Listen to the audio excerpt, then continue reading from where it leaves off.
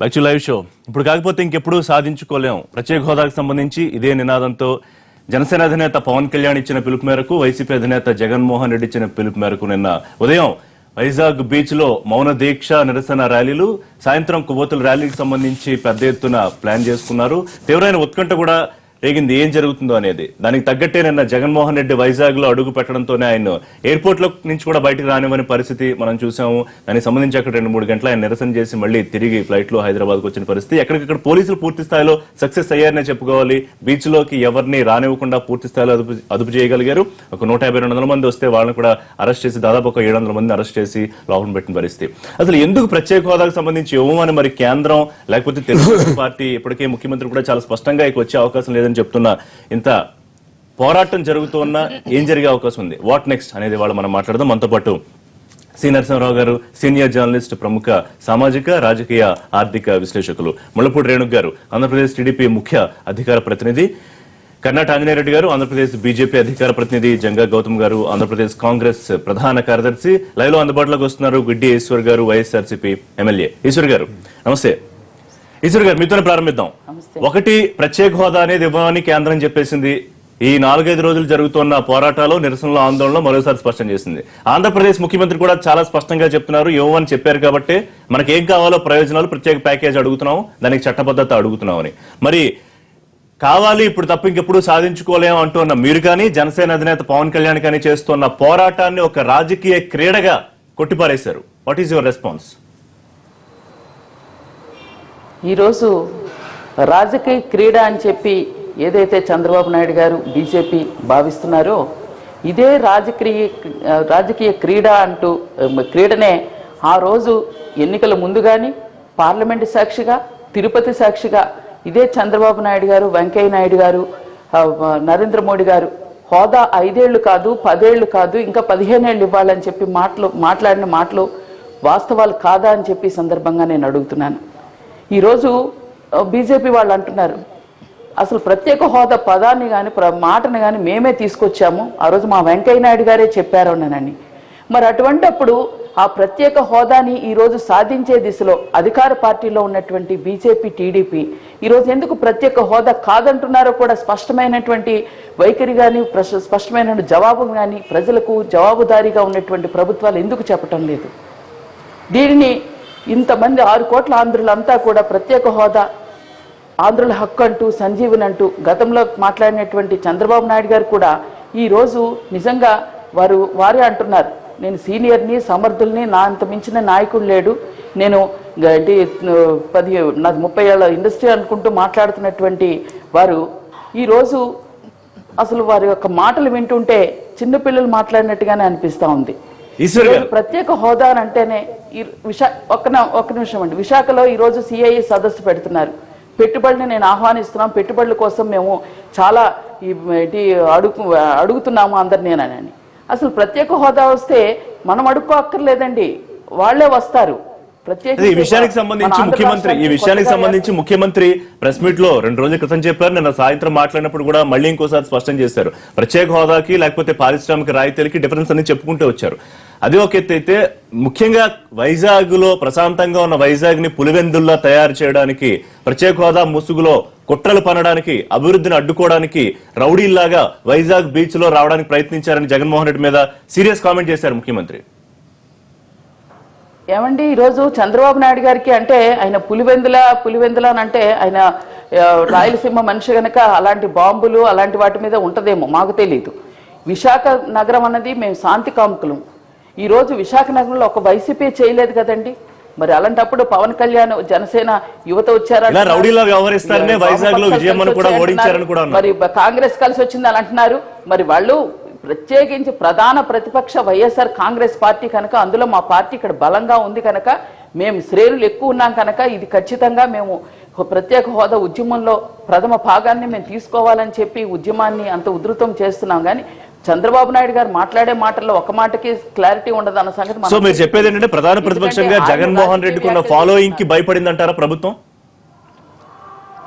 Yes, right, one second Renuka garu. నిజంగా ఎందుకంటే భయపడి ఈ రోజు ఒక ఉలిక్కిపడి ప్రధాన జగన్మోహన్ రెడ్డి ప్రతిపక్ష ఒక నిమిషం అండి, నేత జగన్మోహన్ రెడ్డి చేసే ప్రయత్నాన్ని అడ్డుకున్నారా? ఎయిర్పోర్ట్ లేకపోతే కనీసం వైజాగ్ లో కానివ్వండి మిగతా చోట్ల కొవ్వొత్తులు ర్యాలీలు చేస్తామంటే ప్రభుత్వానికి ఇబ్బంది ఏమిటి? లేకపోతే ఒక నిమిషం ఈశ్వర్ గారు, మౌన దీక్షలు చేస్తాం, నిరసనలు చేస్తామని యువత వస్తే ప్రభుత్వానికి ఉన్న ఇబ్బంది ఏంటి?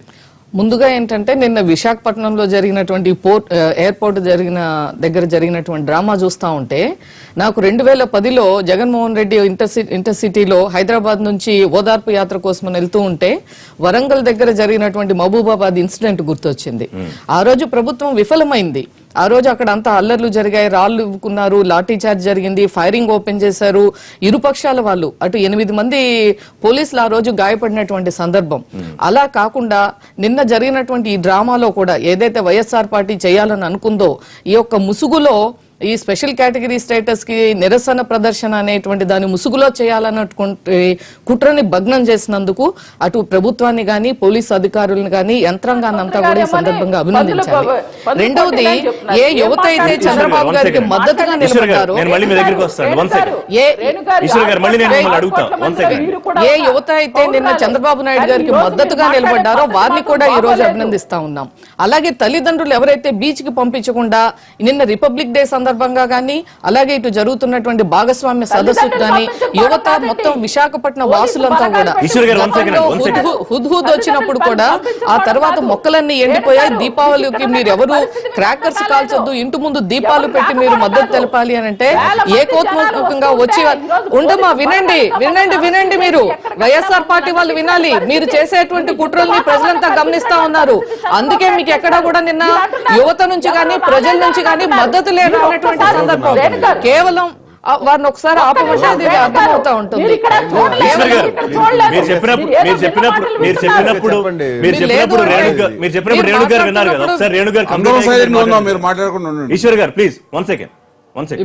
ఇప్పుడు అటువంటి సందర్భంలో నిన్న ఎక్కడ ఒక పార్టీ డ్రామా, ఒక ఫోటోషూట్ కార్యక్రమం లాగా జరిగింది తప్ప ఎక్కడ ప్రజల నుంచి కానీ యువత నుంచి కానీ మద్దతు రానటువంటి పరిస్థితి. బయటికి ఎలా చేసి ఉంటే ఈ డ్రామాకి అవకాశం ఉండేది కాదు. ఎందుకు మీరు మాట్లాడినప్పుడు విన్నారు. అన్ని విషయాలు మాట్లాడదాం. ఒక్క నిమిషం. ఆయన బయటికి అలౌ చేసి ఉంటే మీరు అన్న డ్రామా 2-3 గంటలు జరిగేది కాదు కదా. ఇప్పుడు ఎలా చేయాలి అంటే, ఒకటి అక్కడ భాగస్వామ్య సదస్సు నిన్న దేశవ్యాప్తంగా కూడా రెడ్ అలర్ట్ ఉన్నటువంటి సందర్భం. మూడోది వచ్చేప్పటికి వాళ్ళు ప్రాపర్ గా పర్మిషన్స్ తీసుకోలేదు. నిజంగానే ప్రభుత్వం ప్రతిపక్ష పార్టీని కట్టడి చేయాలి అని అనుకుంటే ఈ 2.5 సంవత్సరాలుగా ఇన్ని బేరీలు గానీ, ఇన్ని సదస్సులు గానీ, ఇన్ని ధర్నాలు గానీ, వాళ్ళు జిల్లాల పర్యటనలు గానీ ప్రతిపక్ష నాయకుడిని చేయనిస్తామా? నిజంగా ఆపాలంటే వీళ్ళు బేరీలు రకరకాల గర్జనలు పెట్టారు కదా. కాబట్టి వాళ్ళు ప్రాపర్ ఫార్మాట్ లోనూ రాలేదు. రెండవది సందర్భం కాదు, నిన్న హై అలర్ట్ ఉంది. ప్లస్ విశాఖపట్నంలో సిఐఐ సదస్సు జరుగుతున్నటువంటి సందర్భంగా అక్కడ లా అండ్ ఆర్డర్ కానీ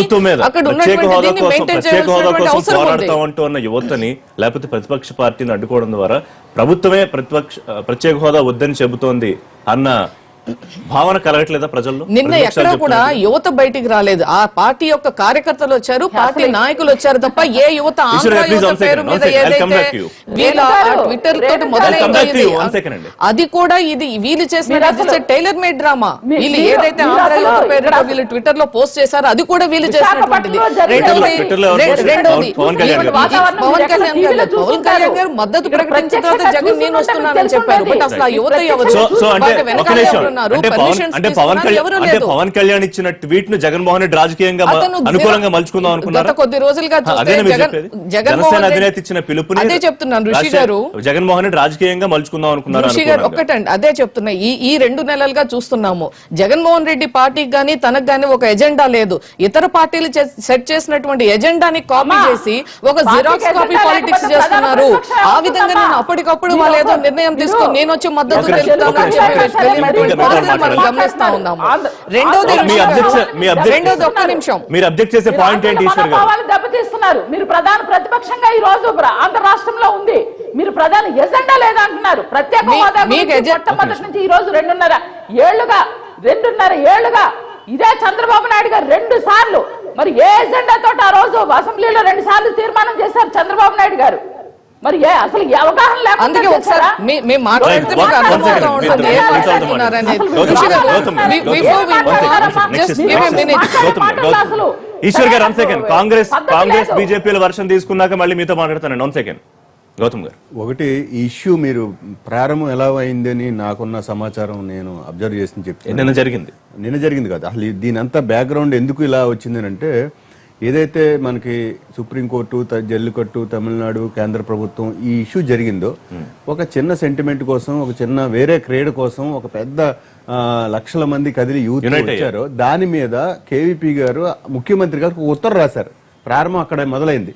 ఏమని ఉత్తరం రాశారంటే, మన హక్కుని మనం సాధించుకోలేకపోతే మనం చరిత్రహీనులు అయిపోతాం, ఇప్పుడైనా మీరు నాయకత్వం వహించి దాన్ని సాధించుకుందామని ఒక ఉత్తరం రాస్తే, ఆ ఇష్యూ సోషల్ మీడియాలో తర్వాత దాన్ని యువత స్పందించి అక్కడ మెరీనా బీచ్ చేశారు కనుక ఇక్కడ ఆర్కే బీచ్ ని ఒక సింబాలిక్ గా ఎన్నుకుని జనరల్ సోషల్ మీడియాలో ఒక ఇది మెసేజ్ పాస్ చేశారు, మనం అక్కడ కలుద్దాము, ప్రొటెస్ట్ చేద్దాం క్యాండిల్స్ లో అని. నేను అనుకుంటున్నాను అది ఒక చాలా చిన్నగా, ఒక చిన్న నిరసనగా మాత్రమే జరిగి ఉండేది. ఆ తర్వాత ఆటోమేటిక్ గా పవన్ కళ్యాణ్ గారు నేను దాన్ని మద్దతు ఇస్తున్నానని ఆయన ట్వీట్ చేశారు. ఆ తర్వాత వైఎస్ఆర్ పార్టీ వాళ్ళు, ఆ జిల్లా అధ్యక్షుడు ఏం చేశాడంటే, మేమే కాగడాల ప్రదర్శన చేయబోతున్నాం, మాకు అనుమతి ఉండని. ఒక క్రీడకు సంబంధించి యునైట్ అయిన పరిస్థితి వచ్చే వరకు మన దగ్గర ప్రతిపక్షాలు ఈ విషయం మీద ఒక తాటి మీదకి రావాలని ఆలోచన చేయలేదా? రిషి గారు కంప్లీట్ చేయండి. నేను రిలేటెడ్ పాయింట్ ఏంటంటే, కాంగ్రెస్ పార్టీ మీరు ఈవేళ చూడండి, మొదటి 30 నెలలుగా కాంగ్రెస్ పార్టీ ప్రత్యేక హోదా సాధనాన్ని ఒక ఉడుం పట్టులాగా పట్టి రఘువీర్ రెడ్డి గారి నాయకత్వంలో మేము పనిచేస్తున్నాం ఢిల్లీ దాకా. వైసీపీ కూడా సేమ్ అదే. వైసీపీ కూడా పనిచేస్తుంది.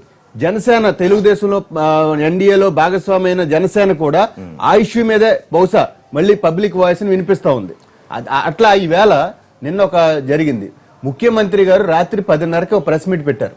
1 గంట సేపు మాట్లాడారు వారు. నేను మొత్తం విన్నా. నేనేమంటున్నానంటే, ముఖ్యమంత్రి గారికి ఒక బాధ్యత ఉంది. 26 రిపబ్లిక్ డే అనుకుని మీరు అనుకున్నప్పుడు 25వ తారీఖున కూడా మీరు ప్రెస్ మీట్ పెట్టారు, 24న ప్రెస్ మీట్ పెట్టారు. ప్రెస్ మీట్ పెట్టి మీరు ఎలా చేశారు? యువత అనేవాళ్ళు పెద్ద కుట్రదారులు గాను, దేశద్రోహులు గాను, వాళ్ళని అక్కడ జరగనివ్వని, నిరసనలు ఆమె కుదరదని, ఇట్లా బిజినెస్ సమ్మిట్ జరుగుతుందని ప్రొవోకేటివ్ గా, అగ్రెసివ్ గా మాట్లాడారు. మాట్లాడిన తర్వాత మీకు పర్మిషన్లు ఇవ్వని మాట్లాడారు. మేమనేది ఏంటంటే, ఆ రోజే చెప్పాం మేము, నిజంగా ముఖ్యమంత్రి గారికి జనవరి 26ని పీస్ఫుల్ గా జరుపుకోవాలనుకుంటే పబ్లిక్ అప్పీల్ చేసి ఉండాల్సింది. ఆ 2 రోజులు ఆగండి, తర్వాత మేము ప్రభుత్వం మీరు రాత్రి చెప్పారు. అయిపోయిన తర్వాత చెప్పి ఏమన్నారంటే, నిన్న రాజకీయ పార్టీలకు అతీతంగా నేను చెప్తున్నా, యువకులు గాని, హోదాను కోరుకునేటువంటి వాళ్ళు గాని, ప్రజలు నిన్న విశాఖపట్నంలో పోలీసు నిర్బంధాన్ని, లేదంటే ప్రభుత్వం యొక్క నియంతృత్వాన్ని ఎదుర్కొని నిజంగా నేను సక్సెస్ అయ్యారు. తమ్మారెడ్డి భరద్వాజ్ నాన్ పొలిటికల్ గా అక్కడికి వెళ్ళి ఒక మాట అన్నాడు, ఇంత నిర్బంధం చూస్తుంటే, మీడియా ముందు ఇంత నిర్బంధం చూస్తుంటే ఎజెండా ప్రజలు సక్సెస్ అయ్యారు, ఇష్యూలో ప్రభుత్వం విఫలమైందన్నారు.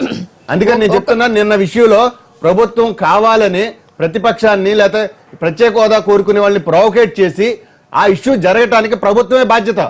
నిన్న ప్రభుత్వం కనుక పీస్ఫుల్ గా వ్యవహరించుంటే అంత వివాదం జరిగి ఉండేది కాదు. ఒకటి, ఇప్పుడు చంద్రబాబు నాయుడు గారు యువతని దేశద్రోహులుగా చిత్రీకరించి మాట్లాడారని చెప్తున్నారు. అది పూర్తిగా అవాస్తవం. చంద్రబాబు నాయుడు గారు ఇప్పుడు కాదు, ఎప్పుడు ఆయన యువతకు ప్రతీక. అసలు ఆంధ్ర రాష్ట్రంలో ప్రతి వ్యవసాయ కుటుంబం నుంచి కూడా ఒక ఉద్యోగస్తుడిగా, ఒక సాఫ్ట్వేర్ ఎంప్లాయీ గాను, ఒక ఇంజనీర్ గా బయటకు వచ్చినటువంటి దానికి కావాల్సినటువంటి అవకాశాలని సృష్టించింది చంద్రబాబు నాయుడు గారు. కాబట్టి ఎట్లా విశ్లేషించాలండి నిన్న జరిగిన మొత్తం ఎపిసోడ్? అంటే ఒకవైపు లేదు అని చెప్పేస్తున్న బీజేపీ, రాదు కాబట్టే ప్యాకేజ్ తీసుకుంటున్నాం అని చెప్తున్న ముఖ్యమంత్రి, కాదు సాధించి తీరాలన్న ప్రతిపక్షాలు, ఎట్లా దీని వాట్ నెక్స్ట్? మీకు ఏమనిపిస్తుంది? ఒక నిమిషం వారు చెప్పాక మీరు దానికి కూడా సమాధానం చెప్తారు. ఇప్పుడు ఆమె చెబుతున్న వైఎస్ఆర్సీపీ ప్రతినిధి చెబుతున్న మాటను బట్టి చూస్తే, చంద్రబాబు నాయుడు గారు అంతకుముందు ప్రత్యేక హోదా కావాలి, 5 ఏళ్ళు కావాలి, 10 ఏళ్ళు కావాలి, 15 ఏళ్ళు కావాలన్నారు, అందువల్ల మేము పోరాడుతున్నాం అని చెబుతున్నది. ఇంతకన్నా హాస్యాస్పదమైన విషయం ఏమీ లేదు. ఆయన చెప్పారు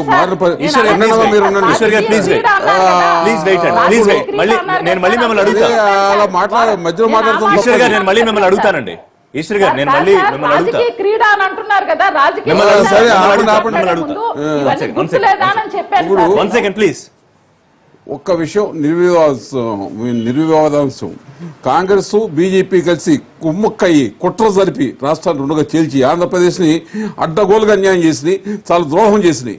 వాళ్ళ మొత్తం దేశమంతా కూడా సిటీ సెంటర్ లేరా సిటీ రెండుసార్లు సెంట్రిక్ లెటర్లు ఇవ్వలేదా? అవునండి, మీరు అవునండి. ఇష్టం వచ్చిన జర్నలిస్ట్ గా మాట్లాడండి మీరు. మీరు రాజకీయంగా మాట్లాడుతున్నారు. మీరు తర్వాత చెప్తారు. మీరు రాజకీయంగా మాట్లాడండి. I called him as- ఏం మాట్లాడతాడు? మీరు ఏమన్నా చెప్పాలనుకుంటే తర్వాత తర్వాత చెప్పండి. ప్లీజ్ రెండు పార్టీలు కలిసి రాష్ట్రాన్ని చీల్చిన మాట వాస్తవం. ఈ రాష్ట్రం విడిపోయాక ఆ రాష్ట్రం ఇంతవరకు సిటీ సెంట్రిక్ డెవలప్మెంట్ అంటారు. దేశం మొత్తం మీద ఎక్కడ సిటీస్ ఉన్నాయో అక్కడ డెవలప్మెంట్ జరిగింది, మిగతా చోట్ల పెర్కులేట్ అయింది. వాళ్ళ మొత్తం హైదరాబాద్ నగరం బ్రహ్మాండంగా డెవలప్ చేస్తా అంటే డెవలప్ అయితే దానివల్ల మొత్తం రాష్ట్రం అంతా కూడా వెలుగులోకి వచ్చింది. అలాంటిది ఆ సిటీని ఒక ప్రాంతానికి ఇచ్చేసి మిగతా ప్రాంతానికి పోమంటే అది చాలా తీవ్రమైన అన్యాయం జరిగింది. అసలు నిధులు లేవు, అయిపోయింది. అయిపోయాక వాళ్ళ బీజేపీ చేస్తున్న మోడీ ఏం చెప్పాడు లాస్ట్ టైం అక్కడ వచ్చినప్పుడు విజయవాడలో కానీ మిగతా చోట్ల కానీ ఢిల్లీ నగరానికన్నా మించే నగరాన్ని కడదామన్నారు. అక్కడ రాజధాని కాదు నగరం, మహానగరాన్ని నిర్మించాలి, మహానగరాన్ని నిర్మిస్తా మేము పూర్తిగా సహాయపడతామని చెప్పారు. ఏం సహాయపడుతున్నారు? హోదా వల్ల ఏమొస్తుంది, లేక ప్రత్యేక స్పెషల్ స్టేటస్ దీనివల్ల ఏమొస్తుంది, ప్యాకేజీ వల్ల ఏమొస్తుంది? ఈ రెండు కూడా చాలు. ఈ వైసీపీ కానీ మిగతా ఏ పార్టీ కూడా లోతైన అధ్యయనం లేదు. ప్రత్యేక హోదా వల్ల ఏమొస్తుంది? ఉద్యోగాలు ఎన్ని వస్తాయి, ఇండస్ట్రీస్ ఎన్ని వస్తాయి, ఇండస్ట్రీస్ వల్ల ఉద్యోగాలు ఎన్ని వస్తాయి? ప్రపంచవ్యాప్తంగా మన దేశంలో కానీ ఏ రంగంలో ఎన్ని ఉద్యోగాలు జనరేట్ అవుతున్నాయి కదా. మీరు హోదా కానీ ప్యాకేజ్ కానీ సరిపోవు, దాన్ని బియాండ్ ఆలోచించాలంటారు. అసలు అదే లేదని చెప్తున్నది కేంద్రం. అది అంటే కొత్తగా ఆలోచిస్తాం, కేంద్రం చెబుతుంది కాదు. అసలు మనం ఏం కోరుతున్నాం ఇప్పుడు మనం ఏం కోరుతున్నాం? చాలా లిమిటెడ్ గా ఆలోచిస్తున్నారు. ఎవరికి అధ్యయనం లేదు, ఎవరికి అడగడంలో కూడా మనం ఫెయిల్ అవుతున్నాం. పూర్తిగా ఏం కావాలి అసలు? రాష్ట్రం డెవలప్ కావాలంటే ఏం కావాలి? ఇండస్ట్రీస్ వస్తే ఏం డెవలప్ అవుతుంది, ఎంత డెవలప్ అవుతుంది? అది జనాన్ని ఎంత మిస్లీడ్ చేస్తున్నారంటే పరిశ్రమలు వస్తే ఉపాధి వస్తుందని. దేశవ్యాప్తంగా ప్రపంచవ్యాప్తంగా మ్యానుఫ్యాక్చరింగ్ ఇండస్ట్రీస్ ఇప్పుడు 1950s 60s లో మ్యానుఫ్యాక్చరింగ్ ఇండస్ట్రీస్ లో ఉద్యోగాల్లో 60% ఉండేవి. వాళ్ళ మ్యానుఫ్యాక్చరింగ్ ఇండస్ట్రీస్ యొక్క స్థాయి తగ్గిపోయి 10% మించి ఉద్యోగాలు లేవు. వాళ్ళు ఎక్కువ ఉద్యోగాలు ఎక్కడ వస్తున్నాయి? పర్యాటక రంగంలో వస్తున్నాయి. మరి ఇప్పుడు ఏం చేయాలి? సాధించుకోవడానికి పోరాటం కంటిన్యూ చేయాలా, లేకపోతే కేంద్ర రాష్ట్ర ప్రభుత్వాలు చెప్తున్నట్టు ఇది కాదు హోదా ప్యాకేజీ కూడా కాదు, ఒక నగరం ఉంటేనే, పెద్ద నగరం నిర్మిస్తేనే డెవలప్మెంట్ జరుగుతుంది. సిటీ సెంట్రిక్ డెవలప్మెంట్ అనేది ఆర్డర్ ఆఫ్ ది వరల్డ్. అందువల్ల ఒక సిటీ నిర్మిస్తాం కోసం 1,00,000 కోట్లు ఇవ్వమని అడగండి, మొత్తం మీద మీరు ప్యాకేజీలు ఇవ్వమని అడగండి. దానికోసం అది ఏమీ కాకుండా వాళ్ళు బీజేపీ వాళ్ళు అక్కడ ఇన్స్టిట్యూట్ పెట్టాం, ఇక్కడ ఇన్స్టిట్యూట్ పెట్టాం, ఎడ్యుకేషన్ ఇన్స్టిట్యూట్, ఎంత షీర్ చిన్న విషయం. అంటే సార్ ఇప్పుడు అమరావతి కడుతున్నారు కాబట్టి, ఒక గొప్ప నగర నిర్మాణం తలపెడుతున్నారు కాబట్టి దానికి 1,00,000 కోట్లు 1,50,000 కోట్లు కావాలని అడగాలి. ఈ డిమాండ్ మీద ప్రత్యేక హోదా వల్ల ఏమొస్తుంది? ప్రత్యేక హోదా దానికి ఎక్సైజ్ డ్యూటీ లేదు. ఎక్సైజ్ డ్యూటీ దేశవ్యాప్తంగా చేసి సిఎస్టీలో చేర్చేశారు. ఉద్యోగ అవకాశాలు ఇండస్ట్రీలు వస్తే వల్ల ఉద్యోగాల అవకాశాలు వస్తాయి అన్నది పాతకాల మాట. ఇప్పుడు 1950s 60s లో అప్పుడు కేవలం ఇండస్ట్రీసే ఉండేవి. వాళ్ళ సాఫ్ట్వేర్ రంగంలో దాదాపు 12% సాఫ్ట్వేర్ రంగంలో ఉద్యోగాలు, లేక ఈ సేవా రంగంలో వాళ్ళ 45% అయిపోయినాయి. ఆతిథ్య రంగంలో కానీ సేవా రంగంలో కానీ ఉద్యోగాలు, దాంట్లో ఉద్యోగాలు ఎక్కువ వస్తున్నాయి. ఉపాధి ఇండస్ట్రీస్ వల్ల ఉపాధి వస్తుంది అన్నదే తప్పు మాట, తెలియని మాట, ఎటువంటి అవగాహన లేని అధ్యయనం లేని మాట. ఇండియన్ స్టాటిస్టికల్ ఇన్స్టిట్యూట్ కానీ, director of economics and statistics కానీ మ్యానుఫ్యాక్చరింగ్ సెక్టర్ లో ఎన్ని ఉద్యోగాలు ఉన్నాయి చెప్పనండి. అంజయ్ రెడ్డి గారు, ప్రధానమంత్రి ఎన్నికల సమయంలో ఇక్కడికి వచ్చి ఇచ్చిన హామీ, వెంకయ్యనాయుడు గారు స్పీచ్లు, ఇవన్నీ మనం ఒకసారి చాలాసార్లు మాట్లాడుకున్నాం. ఒకసారి గుర్తు చేసుకుంటే, సరే ఇప్పుడు మారిన పరిస్థితుల రీత్యా ఇవ్వడం కుదరదని చెప్తున్నప్పుడు అదే మాట గౌరవనీయులైన ప్రధానమంత్రి గారు ఆంధ్రప్రదేశ్ ప్రజలకు చెబితే కొంత సానుకూలంగా ఉంటుందేమో. ముఖ్యమంత్రి గారు ఈ రాష్ట్ర ముఖ్యమంత్రి కదండి, ప్రజాస్వామ్యానికి ఎన్నికైన ముఖ్యమంత్రి గారు కదా, చెప్పారు కదా ప్రత్యేక హోదా వచ్చే అవకాశాలు లేవని. కేంద్ర మంత్రులు చెప్పారు కదా, కేంద్ర మంత్రి కూడా ప్రధానమంత్రి గారు అనేక సార్లు స్పష్టంగా చెప్పారు. ఈ ఆంధ్రప్రదేశ్ అభివృద్ధి కోసం కేంద్రం ఎంతవరకు చేయాలో, ఏమి చేయాలో చేస్తామని స్పష్టంగా చెప్పారు. మీరు నాకు సమయం ఇస్తే ఈ రాష్ట్రానికి ఇప్పటి వరకు కేంద్రం నుంచి ఏమేమి వచ్చింది, ఏ ప్రాజెక్టులో ఎంత చేసాం దానికి సమయం లేదు.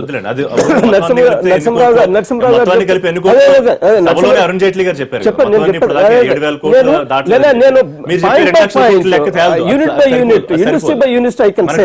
నేను ఈ రోజు రేపు 2017కి ఉండే 11 రాష్ట్రాలకున్న ప్రత్యేక ప్రతిపత్తి లేదా ప్రత్యేక హోదా పూర్తి అవుతుంది. ఒక అధ్యయనంలో తెలియదు ఏమిటంటే, ఇప్పటి వరకు ఇచ్చిన ప్రత్యేక హోదా ఇచ్చిన రాష్ట్రాలు కూడా ఆ రాష్ట్రాల ర్యాంకింగ్ ఎట్లుందంటే 22 ఒక రాష్ట్రం, 18 ఒక రాష్ట్రం, 16 ఒక రాష్ట్రం. అక్కడేమో నిరుద్యోగ సమస్యలు పరిష్కారం కాలేదు. నేను చెప్తున్నాను సార్, ఈ రోజు శ్రీ సిటీలో పరిశ్రమలు వస్తున్నాయి. ప్రత్యేక హోదా అంటే వస్తున్నాయా? వందలాది మంది ఉద్యోగాలు ఇస్తున్నారు. అన్ని రాష్ట్రాలు అనేక ప్రాంతాల్లో పరిశ్రమలు వస్తాయి. చైనా వాళ్ళు వస్తున్నారు. గతంలో మనకి పోయిన సంవత్సరం మన విశాఖపట్నంలో పెట్టుబడిదారు సదస్సు నేను చెప్పగలను సార్. వాటన్నిటి కూడా అనంతపురం డిఫెన్స్ యూనిట్లు వస్తున్నాయి. మొన్నటి రోజున కూడా ముఖ్యమంత్రి గారు చెప్పారు 500 మెగావాట్లు సోలార్ యూనిట్ 2500 ఎకరాలు కర్నూలులో మేము దాన్ని సేకరిస్తున్నాం అని చెప్తున్నారు. కడప ఉంది. చిత్తూరు జిల్లాలో అనేక విద్యా సంస్థలు వస్తున్నాయి. నేనేమంటున్నా అంటే మీరు గతంలో పెట్టుబడిదారుల సదస్సు చూశారు కదా, ఎక్కడైనా ఏ పెట్టుబడిదారుడైనా మాకు ప్రత్యేక హోదా ఉంటేనే మేము పెట్టుబడులు పెడతామని ఎవరైనా చెప్పున్నారా? రేపు జరగబోయే దాంట్లో కూడా ఎవరైనా అక్కడ ఆ మాట మాట్లాడతారా? ఈ రోజు ప్రత్యేక హోదా అనేది it is an outdated philosophy. నా లెక్కలో కాలం చెల్లిన సిద్ధాంతం. That is a closed chapter. ఇది స్పష్టంగా తెలుసు. రెండోది, మీరు ఈ జగన్మోహన్ రెడ్డి గారు ఎందుకు అడ్డుకుంటున్నారు? నేనేమంటున్నట్టు జగన్మోహన్ రెడ్డి గారికి ప్రతి హక్కు ఉంది, ఆయన పోరాటం చేసి కాదనడం లేదు.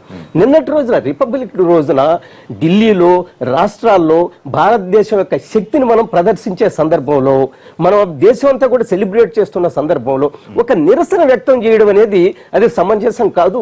సమయం ఉంది. గౌతమ్ గారు చెప్తున్నారు ముఖ్యమంత్రి ఎందుకు అప్పీల్ చేయకూడదు, 2 రోజుల తర్వాత పెట్టుకోండి, 3 రోజుల తర్వాత పెట్టుకోండి అని. అంటే ముఖ్యమంత్రి అప్పీల్ చేస్తేనే మీకు తెలుస్తుందా? మీరు అనేక సీనియర్ నాయకులు, రాజకీయంలో ఉన్నాడు ప్రతిపక్ష నాయకుడు, కాంగ్రెస్ పార్టీ నాయకులు చాలా మంది ఉన్నారు. వాళ్ళకి కొంత ఇంగిత జ్ఞానం ఉండదా మనం ఈ కార్యక్రమం ఎప్పుడు చేయాలనేది? నేనేమంటున్నా అంటే నిన్నటి రోజున పోలీసు కూడా ప్రతిపక్షాలు కానీ రాష్ట్రంలో ప్రజలు కానీ నిరసనలు ఎప్పుడు చేయాలో కేంద్ర రాష్ట్ర చెప్పడం లేదండి. నేను అది చెప్పడం లేదు. నిన్న ఇంటెలిజెన్స్ వర్గాలు స్పష్టంగా చెప్పింది ఉగ్రవాదులు అనేక రూపాల్లో చొరబడి విధ్వంసం సృష్టించే అవకాశం ఉంది. పెట్ ఎనిమల్స్ ను కూడా వాడుకుంటారు. మీ ఢిల్లీలో వాళ్ళు పోలీసు అప్పీల్ చేశారండి, మీ ఇంట్లో మీకుండే కుక్కలు దొంగతనం జరిగినా ఏం జరిగినా వెంటనే సమాచారం ఉండని.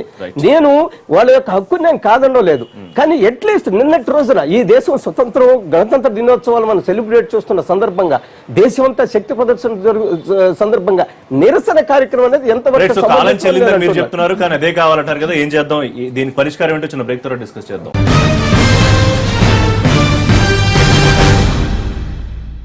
Back to live show. Eshwar garu, 2 పాయింట్లు ఒకసారి డిస్కస్ చేసుకుందాం అండి. నిన్న రిపబ్లిక్ డే సందర్భం, ఇవాళ సిఐఏ సందర్భంగా వైజాగ్ లో ఇప్పుడు నిరసనలు దిగడం కరెక్టా? ప్రభుత్వం అడుగుతున్న ప్రశ్నకి జెన్యూన్ రెస్పాన్స్ కావాలి మీ దగ్గర నుంచి. పాయింట్ నెంబర్ 2, నిన్న జగన్మోహన్ రెడ్డి గారు ఫ్లోలో అన్నారా లేకపోతే ఆవేశంలో అన్నారా?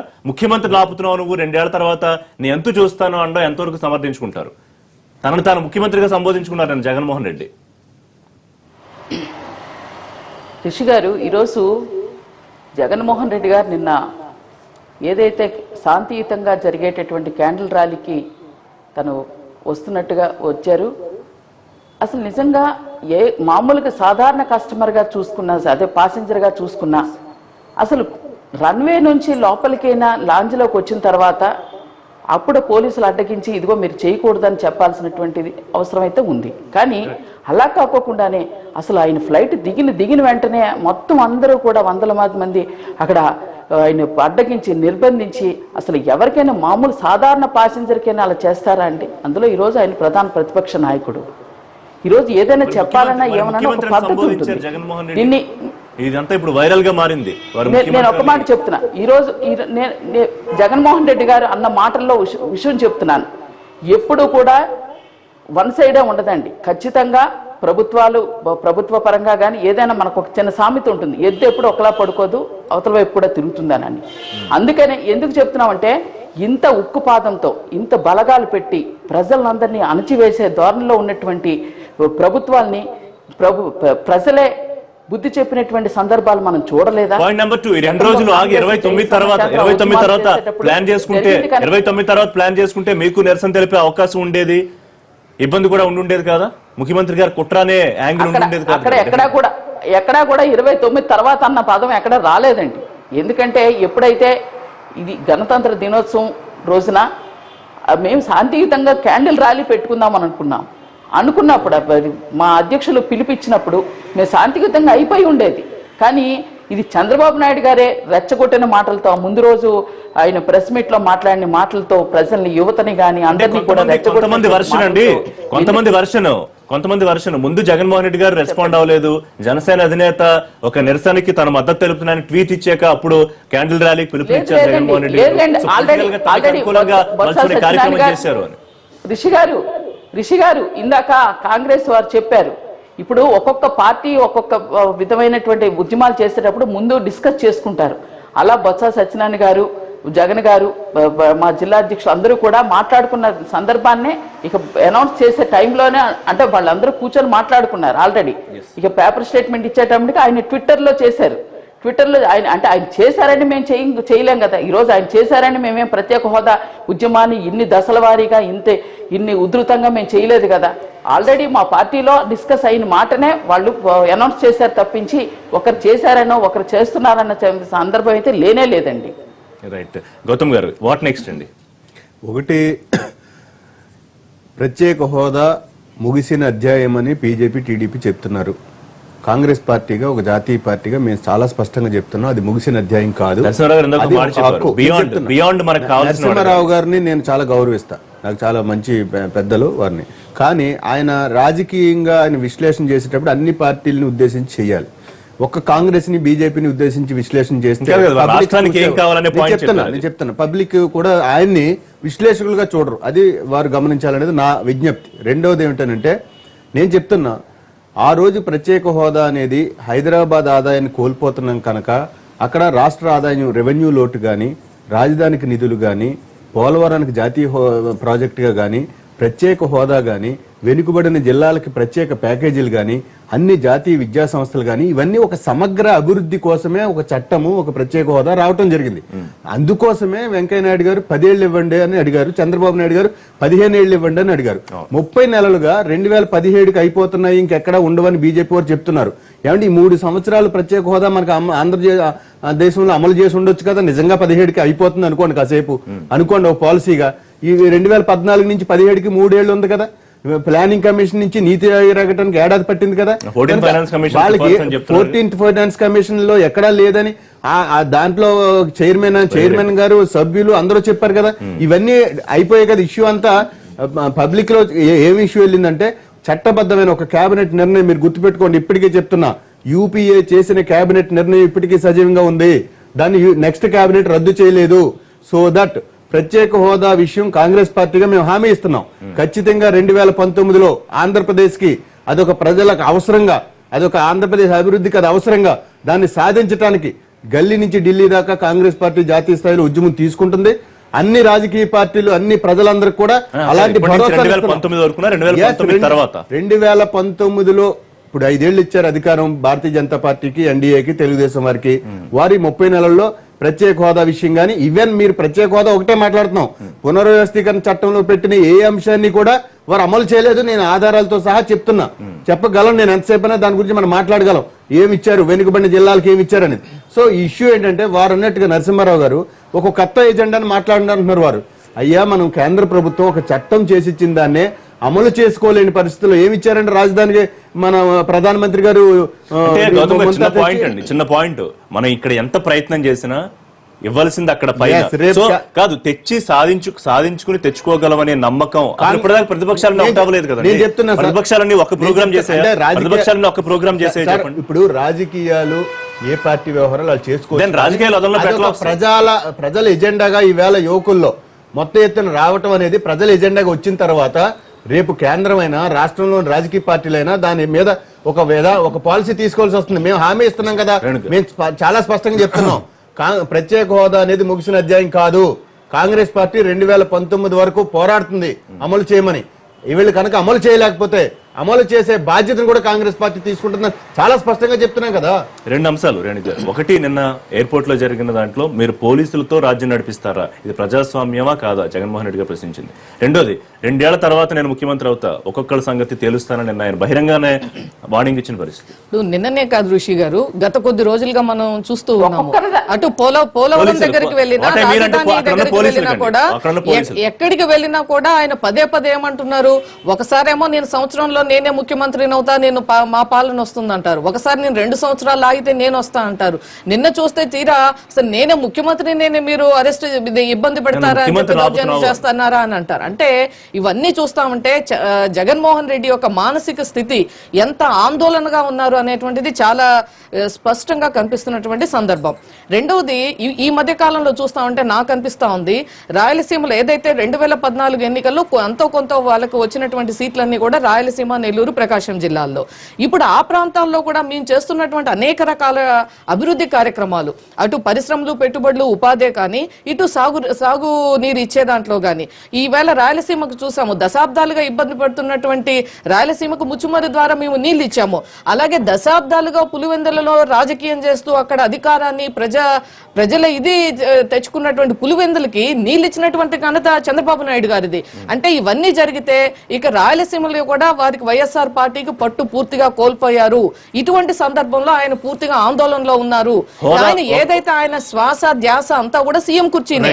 ఇక సీఎం కుర్చీ పర్మనెంట్ గా రాదు, సీఎం కుర్చీనే కాదు, మనకు ప్రతిపక్ష పార్టీగా కూడా మిగలము అనేటువంటి ఒక ఆందోళనలో మాట్లాడుతున్నది ఈ యొక్క Jaganmohan Reddy last few visits గా మనం చూస్తాం. హోదా ఎందుకు వద్దో చెప్తున్నారు, కొంతవరకు ఓకే అనుకుందాం కాసేపు. కానీ నిన్న కేంద్ర మంత్రి స్థాయిలో సుజనా చౌదరి చేసిన వ్యాఖ్యలు సమర్థించదగినవేనా? అంటే మీరు కావాలంటే జల్లికట్టు ఆడుకోండి, లేకపోతే కోడి పందాలు ఆడుకోండి, లేకపోతే పందాలు పెట్టుకోండి. ఇప్పుడు వ్యాఖ్య ఒకటి, వ్యాఖ్య వెనుక ఉన్నటువంటి స్పిరిట్ ఏంటి అనేది చూస్తే ఆయన ఎందుకు అన్నారు, అసలు జల్లికట్టు మనకు స్ఫూర్తి ఏంటి, జల్లికట్టుకు ప్రత్యేక హోదాకేంటి? అయితే అదే సందర్భంలో సుజనా చౌదరి గారు ఒక ఛాలెంజ్ చేశారు. మీరు ప్రత్యేక చట్టంలో మనకి ఏదైతే మనకి రీఆర్గనైజేషన్ యాక్ట్ లో ఉన్నటువంటి ఏ సెక్షన్ ప్రకారమైనా మన రాష్ట్రానికి ఇది రావాలి, ఇది రావట్లేదు అని మీరు స్పష్టంగా చెప్పండి. I'm ready to clarify the doubts. ఒకవేళ మేము సాధించలేనిది మీరు ఏదైనా ఒక ఐడియా ఇస్తే, మేము ఏదైనా మర్చిపోయో మేము ఓవర్లుక్ అయితే డెఫినెట్ గా నేను కేంద్రంలో పర్స్యూ చేసి దాన్ని కూడా తీసుకురావడానికి ప్రయత్నిస్తాను అన్నారు. మనం ఆ స్పిరిట్ ని చూడాలి తప్ప దాన్ని వేరే దాంట్లో ఇంకొకటి తీసుకెళ్లి దీన్ని డైవర్ట్ చేసేటువంటి పరిస్థితి ఉండకూడదు. ఒక చిన్న విషయం ఋషి గారు, ఇప్పుడు పెద్దలు మాట్లాడుతున్న నరసింహారావు గారు ఈ పెట్టుబడులు, ఈ సదస్సులు ఎందుకు అని అన్నారు. అయితే నేనేమంటా అంటే పెట్టుబడులు ఒక మ్యానుఫ్యాక్చరింగ్ సెక్టర్ లోనే కాదు, ఇవాళ ఏదైతే సిఐఏ సదస్సులో కూడా మనకి టూరిజం ప్రాజెక్ట్స్ వస్తాయి, ఫుడ్ ప్రాసెసింగ్ లో పెట్టుబడులు వస్తాయి, మనకి ఇన్ఫ్రాస్ట్రక్చర్ లో వస్తాయి, హౌసింగ్ లో వస్తాయి, ముఖ్యమంత్రి గారు లెక్కలు చెప్పారు, కానీ దానికి సంబంధించి జగన్మోహన్ రెడ్డి ఇంకో లెక్క చెప్పారు. 2 ఏళ్లలో 10,000 కోట్లు కూడా పెట్టుబడులు రాలేదు. దీనికి సంబంధించి కొంత క్లారిటీ రావాలి. త్రూ ఆర్బీఐ ఈ దేశంలో 130,000 కోట్లు పెట్టుబడులు వస్తాయి త్రూ ఆర్బీఐ. అన్ని ప్రాజెక్ట్స్ ఆర్బీఐ ద్వారా రావు. ఆ వచ్చినటువంటి లెక్కల ప్రకారమే 22,000 కోట్లు మనకు ఆంధ్రప్రదేశ్ లో పెట్టుబడులు వచ్చాయి, 15.8% అని ఆర్బీఐ నివేదిక. ఇది కాకుండా స్టేట్ గవర్నమెంట్ ఎంఓయూస్ ద్వారా వచ్చిన మనం అన్ని చూసాం కదా. చెప్పండి, ఏదైనా సాధించుకుని తీరుతాం, కేంద్రం ఇవ్వడానికి ఎవరు అంటే వాళ్ళ దయాదాక్షిణ్యం ఆధారపడి ఉంటారు. ఒక నిమిషం ఈశ్వర్ గారు మీకు ఇస్తా, అంటే పవన్ కళ్యాణ్ గారు ట్వీట్లు చూసుకుంటే కనుక ఆయన సరే ఆంధ్రుల ఆత్మ గౌరవం అంటారు, లేకపోతే ఉత్తరాది దక్షిణాది డిఫరెన్సెస్ గురించి చెప్తున్నారు, కొన్ని కవితలు చెప్పి అణిచివేస్తే ఎలా పైకి ఇవన్నీ చెప్తూ ఉంటారు. సో ఎట్లా దీన్ని సాధించుకునే అవకాశం ఉంటుంది, అసలు సాధించుకునే ప్రయత్నం చేయడమే అనవసరం మీరు ఫీల్ అవుతున్నారు? ఇప్పుడు కేంద్రంలో బీజేపీ ప్రభుత్వం చాలా చులకనగా అసలు పట్టించుకోకుండా మామూలుగా మిగతా రాష్ట్రాలు నీటితో పాటు చూస్తుంది తప్ప ఈ రాష్ట్రం బాగా ముందుకు సాగిపోతాం, రాష్ట్రాన్ని ఇలా మనం విభజిస్తాం వల్ల ఆంధ్రప్రదేశ్ చాలా ఇబ్బందుల్లో కూరుకుపోయింది, అన్ని రకాలకు కూడా ఇబ్బందులు ఎదుర్కొంటుంది అన్న భావన వాళ్ళకి లేదు. ఆ భావన లేదు, ఏదో ఇస్తాం మేము అది ఇచ్చాం ఇది ఇచ్చాం అవన్నీ మామూలుగా ఉన్నాయి. వాళ్ళ ఒక చిన్న విషయం హైదరాబాద్ లో ఆంధ్రప్రదేశ్ చేరినంత అభివృద్ధి 2 ఏళ్లలో ఏ రాష్ట్రానికన్నా జరిగింది ముఖ్యమంత్రి ప్రశ్నించారు. అంటే ఒక 100 రూపాయల జీతం వచ్చాడు 200 రూపాయల జీతం వస్తే అతను 10% పెరిగినట్టు లెక్క. అంతేతప్ప 1000 రూపాయల జీతం వచ్చాడు 100 రూపాయలు పెరిగితే అతను 10% పెరిగినట్టు లెక్క. ఇప్పుడు ఏమీ లేదు కనుక అక్కడ గ్రోత్ రేట్ ఎక్కువ ఉంటుంది, అది పెద్ద విశేషం కాదు. వాళ్ళ బీజేపీ దీనికి ఒక ప్రత్యేకమైన మనం సదుపాయాలు కల్పించాలి, ఈ రాష్ట్రాన్ని పైకి తీసుకోవాలి, మనం చేతులారా దీన్ని 2గా విభజించాం, వాళ్ళకి అన్యాయం చేసాం అన్న భావన వాళ్ళకి లేదు. వాళ్ళకి లేకుండా వాళ్ళు ఇష్టారాజ్యంగా మేము ఇచ్చాం అంటే ఆంధ్రప్రదేశ్లో మొత్తం ఆంధ్రప్రదేశ్కి అంటే నిర్లక్ష్యమేనా ఇది పూర్తిగా? నిర్లక్ష్యమే కాదు, చులకన నిర్లక్ష్యం 2 కూడా ఉన్నాయి. ఒక చిన్న విషయం, హైదరాబాద్ నగరంలో 460 ఇన్స్టిట్యూట్స్ ఉన్నాయి సెంట్రల్ గవర్నమెంట్ సంబంధించి, చెన్నై పెద్ద కానీ మేనేజ్మెంట్ సంస్థలు కానీ అవన్నీ కూడా ఆంధ్రప్రదేశ్కి ఇచ్చినాయి. బీచ్లన్నీ ఆంధ్రప్రదేశ్కి ఇచ్చినాయి, తెలంగాణకి ఇచ్చినాయి కదా. ఆంధ్రప్రదేశ్ మొత్తం 30 ఉన్నాయి. 30 ఉంటే ఆ సంస్థలని అక్కడ పెట్టమని వాళ్ళు కోరచ్చు, బీజేపీ వాళ్ళు అక్కడ పెడతామని చెప్పొచ్చు. పెద్ద పెద్ద ఇన్స్టిట్యూషన్స్ అన్ని కూడా డిఆర్డిఓ కానీ బిహెచ్ఎల్ కానీ ఇవన్నీ కూడా ఇల్లు పెట్టినాయి కదా. మేనేజ్ కానీ ఇలాంటి సంస్థలు అక్కడ ఏమి పెట్టకుండా అక్కడ ఏమి చేయకోకుండా వీళ్ళు సరే దానికి తీవ్రమైన అన్యాయం, మామూలు అన్యాయం కాదు, తీవ్రమైన అన్యాయం చేశారు. వాళ్ళు జగన్ గనక నిజంగా ఇబ్బంది పెట్టాలంటే ఎవరిని ఇబ్బంది పెట్టాలి? చంద్రబాబునా మోడీని ఇబ్బంది పెట్టాలి. మీరు ఇవ్వట్లేదు కనుక చంద్రబాబు 5,000 కోట్లు తీసుకొస్తానంటే ఇస్తానంటే వద్దంటారు. ఈయన ఏ ముఖ్యమంత్రి అనరు. అలాంటిది ఒక చిన్న విషయం చెబుతా. ఈయన అక్కడ ఉత్తరప్రదేశ్లో ఎన్నికలు జరుగుతున్నాయి, పంజాబ్లో ఎన్నికలు జరుగుతున్నాయి, అక్కడికి వెళ్ళి అసలు మీడియాని పిలిచి మౌని అప్పుడు ఇట్లా చెప్పాడు, ఇప్పుడు ఏమి ఇవ్వాలా, ఇక్కడ ఇట్లా చెప్పారు, ఢిల్లీ వెళ్ళి ఆందోళన చేస్తే మోడీ చెమ కొడితే ఎలక్షన్లో ఇది కూడా ఒక ఇష్యూ అయితే అక్కడ మీడియా అంతా హైలైట్ చేసేది. అప్పుడు చెమ కొడితే వాళ్ళు ఏమైనా ఇటు చూసేవాళ్ళు. పైగా ఇంకో చిన్న విషయం చెప్పి ముగిస్తా. పూర్వం కాంగ్రెస్ పార్టీ అధికారంలో ఉన్నప్పుడు కేంద్రంలో అన్ని రాష్ట్రాలు కూడా వాళ్ళు ఉండేవాళ్ళు చాలా కాలం. వాళ్ళ పరిస్థితి లేదు. కేంద్రంలో ఒక పార్టీ, మీ రాష్ట్రాల్లో ఒక పార్టీ, అనేక కేంద్రంలో ఉన్న పార్టీకి ఉనికే లేదు అనేక రాష్ట్రాల్లో. అలాంటిది ఇవాళ అమెరికా లాంటి ఫెడరల్ సిస్టమ్ కావాల్సిందే. అక్కడ ప్రతి రాష్ట్రానికి ఒక రాజ్యాంగం ఉన్నట్టు ప్రతి రాష్ట్రానికి ఇక్కడ రాజ్యాంగం ఇవ్వాల్సిందే, ప్రతి రాష్ట్రానికి ఒక స్వయం ప్రతిపత్తి లాంటిది కల్పించాల్సిందే. లేనప్పుడు ఇక వాళ్ళ దయాదాక్షిణ మీద ఆధారపడి దీన్ని పాజిటివ్ యాంగిల్ లో అడ్రస్ చేసే ఆలోచన ఏమైనా చేస్తున్నారా, లేకపోతే నిర్లక్ష్యంగా చులకనగా వదిలేసే ఆలోచన చేస్తున్నారు? స్పష్టంగా కేంద్ర ప్రభుత్వం, అరుణ్ జైట్లీ గారు, వెంకయ్య నాయుడు గారు అనేక సార్లు పత్రికా సమావేశాల్లో స్పష్టంగా చెప్పారు ఈ రాష్ట్రానికి ఏమేమి చేస్తున్నామని. ఏమేమి చేయడానికి చేశామో చెప్పడానికి నేను సిద్ధంగా ఉన్నాను, మీరు అనుమతిస్తే. ఈ రాష్ట్రానికి మిగతా రాష్ట్రాలతో పోల్చుకున్నప్పుడు లేదా స్వతంత్రం వచ్చిన తర్వాత ఈ రాష్ట్రానికి 2.5 సంవత్సరంలో చేసిన యొక్క మేలు ఏదైతే ఉందో, ఆర్థిక సహాయం ఏదైతే ఉందో, ప్రత్యేక ఆర్థిక సహాయం అంటున్నారు, అది రాష్ట్రానికి. ఇదే విషయం కాంగ్రెస్, వైసీపీ, వామపక్షాలకు అర్థమైతే జనసేనకి ప్రజలకు వాళ్ళే ఎక్స్ప్లెయిన్ చేస్తారు. నిద్రపోయే వాళ్ళు లేవగొట్టొచ్చండి, నిద్రపోతున్నట్టుగా నటించే వాళ్ళు ఎవరు లేవగొడతారు? వాడు కావాలని రాజకీయం చేయడం కోసం వాళ్ళు ప్రయత్నం చేస్తున్నప్పుడు ఈ రోజు రాష్ట్ర వ్యాప్తంగా వస్తున్న ప్రాజెక్టులు అన్ని కూడా అనేక ప్రాజెక్టులు, వందలాది ప్రాజెక్టులు వస్తున్నాయి, లక్షలాది కోట్ల రూపాయలు ఇస్తున్నారు. నరసింహరావు గారు చెప్తున్నారు ముఖ్య పట్టణానికి అమరావతికి ఏమి ఇచ్చారని. ఒక్కరోజు ఇవ్వలేరు సార్. 1,00,000 కోట్లు ఏదో ప్రాజెక్టు ఖచ్చితంగా మొత్తం 1,00,000 కోట్లు ఆంధ్రప్రదేశ్ కు పంపిస్తారు. దానికి ఒక విధానం ఉంటుంది, ఒక పద్ధతి ఉంటుంది, దానికి ప్రోగ్రెస్ ఉంటుంది. చూసిన తర్వాత కేంద్ర ప్రభుత్వం అన్ని తెలుసు. ఈ రోజు విశాఖపట్నంలో వైద్య పరికరాల ఇది సంస్థ వస్తుంది, 20,000 కోట్ల రూపాయలతో వైద్య పరికరాల సంస్థ వస్తుంది. అది ఎవరిచ్చారు? అది ఎవరిచ్చారు? విశాఖపట్నం స్టీల్ ప్లాంట్ ఎక్స్పాన్షన్ కి 38,000 కోట్ల రూపాయలతో ఎంఏవి జరిగింది. డ్రెడ్జింగ్ యూనిట్లు వస్తున్నాయి, ఎంఎస్సి ఎంఈ వస్తుంది. ఇవన్నీ మనం చూడకుండా ఏం జరిగినా ప్రత్యేక హోదా అనే ప్రసక్తే లేదు. నేను చెప్పేది దట్ ఈస్ అవుట్డేటెడ్ ఫిలాసఫీ, కాలం చెల్లిన సిద్ధాంతం. రాజ్యసభలో కేవీపీ గారు ప్రైవేట్ మెంబర్ బిల్లు ప్రత్యేక హోదా గురించి జరిగినప్పుడు దేశంలో 11 పార్టీలు మద్దతు ఇస్తే తెలుగుదేశం కూడా మద్దతు ఇస్తున్నామని చెప్పి దాన్ని మనీ బిల్ గా పేర్కొంటే చప్పట్లు కొట్టినటువంటి నాయకుడు సుజనా చౌదరి గారు. ముఖ్యమంత్రి గారు నేను కేవీపీ గారిని ఒక చులకన కామెంట్ చేశారు. సర్పంచ్ కాని వాళ్ళు కూడా నన్ను ఉత్తరాలు రాస్తున్నారు. నేను అడుగుతున్నా, ఏ సర్పంచ్ ముఖ్యమంత్రి సర్పంచ్ కాని వాళ్ళు కూడా ఉత్తరం మీద సర్పంచ్ కాకుండా ఏ సర్పంచ్ కాకుండా సుజనా చౌదరి గారిని కేంద్ర మంత్రిని ఎలా చేశారు? ఒక మాట, ఈ రాష్ట్రానికి ప్రత్యేక ఆర్థిక సాయం ఏమేమి ప్రాజెక్టులు వస్తున్నాయో డిబేట్ కి నేను సిద్ధంగా ఉన్నాను. ఎవరైనా డిబేట్ కి సిద్ధమా? ఇది ఏ ప్రాజెక్ట్ అయినా రాలేదని చెప్పగలరా? ముగిసిపోయిన అధ్యాయం, అవుట్డేటెడ్ చాప్టర్, ఇది బీజేపీ చెప్తోంది. ఇంకా మీరు నిరసనలు, ఆందోళనలు, ధర్నాలు కొనసాగించదలుచుకున్నారా? What is your next plan అండి? ఈరోజు బీజేపీ చెప్తున్నారు అవుట్డేటెడ్ అయిపోయింది అని చెప్పి. ప్రత్యేక హోదా ఎప్పుడు బ్రతికే ఉంటుందండి.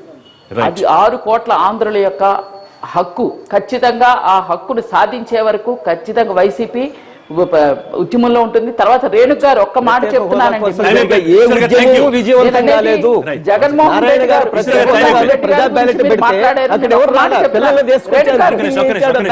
ఖచ్చితంగా ఈ రోజు మీరు అధికారంలో ఉన్నారు కనుక మీరు ఏది మాట్లాడితే అది చెల్లుబాటు అవుతుందని అనుకుంటున్నారు. చెల్లుబాటు కాదండి. ప్రజల యొక్క మనోభావాలు, ప్రజల యొక్క ఆలోచన ద్వారానే స్పందించే అవకాశం ఉంది. ప్రజల్లో స్పందనే లేదు. లైవ్ షోలో పార్టిసిపేట్ చేసినందుకు థ్యాంక్ యూ ఈశ్వర్ గారు. ఇదే వాళ్ళ లైవ్ షో రేపు లైవ్